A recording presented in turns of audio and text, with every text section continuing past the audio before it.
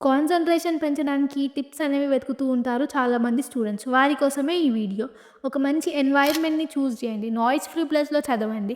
Mobile డిస్ట్రాక్షన్స్‌ని avoid చేయండి. చదువుతున్నప్పుడు ఫోన్‌ని సైలెంట్ మోడ్‌లో లేదా నోటిఫికేషన్స్ ఆఫ్ చేసి పెట్టుకోండి. అండ్ లాంగ్ సెషన్స్ తర్వాత 15-25 మినిట్స్ అనేది బ్రేక్ తీసుకోండి. గోల్స్ క్లియర్‌గా పెట్టుకోండి.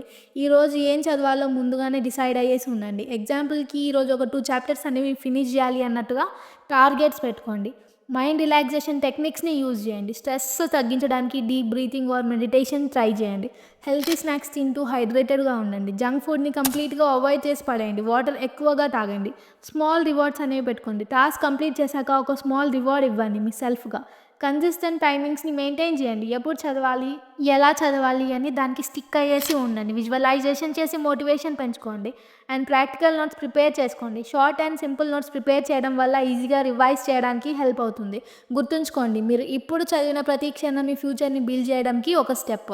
ఫోకస్ మెయింటైన్ చేయండి. డ్రీమ్స్‌ని చేజ్ చేయండి. మరిన్ని ఇంట్రెస్టింగ్ వీడియోస్ కోసం అనిల్ అకాడమీని ఫాలో అవ్వండి.